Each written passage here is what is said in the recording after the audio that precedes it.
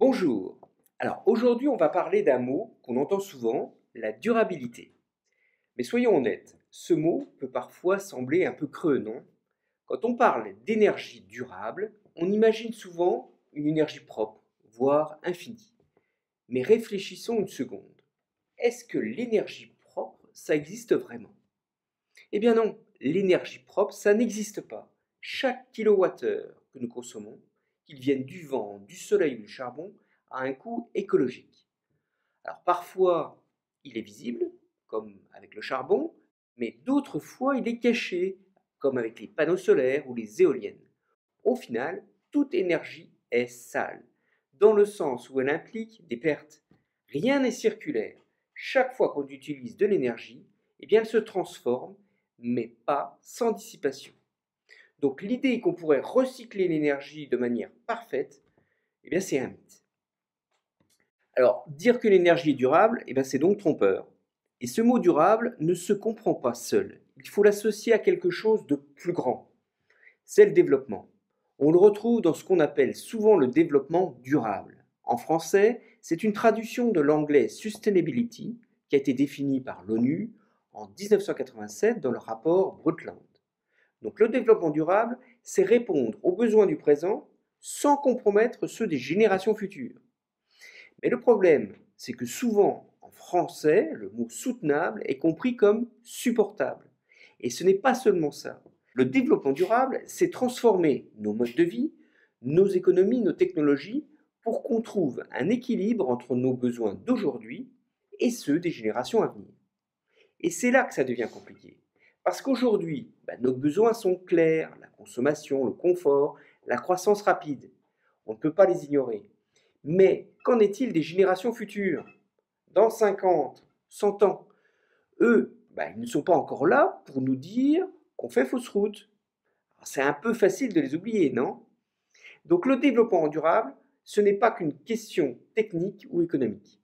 C'est une valeur, c'est une notion de valeur éthique. Ça revient à se demander, est-ce qu'on peut vraiment léguer à nos enfants un monde qui leur permettra de vivre aussi bien que nous, voire mieux? Alors souvent, quand on parle de durabilité, on pense à la sobriété, c'est-à-dire se priver pour les autres, réduire ses plaisirs, consommer moins. Donc la sobriété, c'est important, ça c'est sûr, mais ce n'est pas ça qui va, à elle seule, sauver la planète. Ce n'est pas en consommant moins chacun dans notre coin que tout va s'arranger. Ce qu'il faut, c'est repenser collectivement la manière dont on produit, dont on vit. Et donc le développement durable, ce n'est pas juste une série de décisions individuelles vertueuses, c'est un ensemble de solutions techniques et organisationnelles qui va nous permettre collectivement d'assurer un progrès tout en respectant les limites écologiques de notre planète. Alors la vraie question, c'est quels sont ces piliers technologiques? Le premier pilier, c'est renoncer aux énergies fossiles, c'est-à-dire remplacer ces énergies par des sources dites entre guillemets renouvelables. Et ça, c'est plus compliqué que ça en a l'air. Oui, parce que l'éolien et le solaire, ce sont des alternatives, certes meilleures, mais ces technologies nécessitent des matériaux qui sont souvent rares, des ressources, des infrastructures. Les énergies renouvelables, ce n'est pas un ticket gratuit pour l'avenir, c'est un compromis face à l'urgence climatique. Rien n'est vraiment propre. Alors, prenons l'exemple des panneaux solaires. Pour les fabriquer, il faut extraire des métaux rares, de mines qui sont bien souvent exploitées dans des conditions écologiquement et socialement qui sont désastreuses. Et une fois leur cycle de vie terminé, il faut les recycler. Et ça, c'est un processus qui, lui aussi, n'est pas sans impact. Deuxième pilier, améliorer l'efficacité des procédés. On pense ici à réduire les gaspillages, optimiser la gestion de l'énergie, ça c'est important. On va donc analyser les flux d'énergie et de matière tout au long de la vie du produit. Et ça c'est un pilier essentiel, mais attention encore une fois, l'efficacité seule ne suffit pas. Contrairement à ce qu'on pourrait penser, la nature ne cherche pas à être la plus performante, à être la plus efficace, elle cherche à être la plus robuste. Et c'est là que la robustesse entre en jeu. Regardez l'histoire de l'île de Pâques, ça c'est un bon exemple.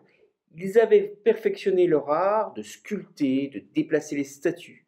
Ils étaient donc efficaces. Mais ces populations n'étaient pas robustes. Ils ont épuisé leurs ressources naturelles et c'est ce manque d'adaptation qui les a conduits à leur perte. Donc la robustesse, eh bien, c'est la capacité à s'adapter aux changements, aux perturbations, aux imprévus. En anglais, on traduit souvent robustesse par résilience. Vous voyez que c'est deux synonymes. Alors Darwin l'a bien dit, ce n'est pas le plus fort qui survit, mais c'est celui qui s'adapte le mieux. Donc dans un monde incertain, eh bien, c'est la robustesse qui va être notre meilleur allié. Regardons d'autres systèmes, les systèmes low-tech. Contrairement aux technologies high-tech, qui sont souvent complexes et fragiles, eh bien les solutions low-tech sont simples, robustes et réparables. Prenons un exemple, un vélo. Ça a des pièces modulaires, interchangeables. Eh bien vous pouvez réparer vous-même le vélo en changeant la pièce défectueuse avec des pièces qui soient accessibles sans avoir tout à jeter.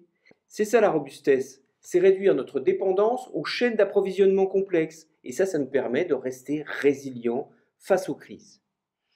On peut parler aussi du rétrofit. Le rétrofit, il prend une autre forme, notamment dans la transformation des moteurs à essence en moteurs électriques. Et ça permet de prolonger la durée de vie des véhicules et donc de réduire leur empreinte carbone.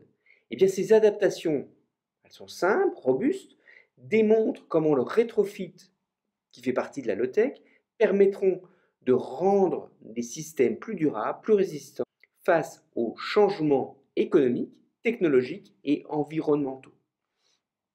Alors pour conclure, il est essentiel de comprendre que le développement durable, ce n'est pas juste une question d'efficacité ou de consommation individuelle. La robustesse, c'est ce qui permettra à nos enfants de faire face à un monde incertain. Alors souvenez-vous, la robustesse et non l'efficacité maximale, c'est la clé d'un avenir durable. Suivre l'intelligence de la nature, c'est accepter l'imperfection et viser la résilience. Merci pour votre attention et je vous dis à bientôt.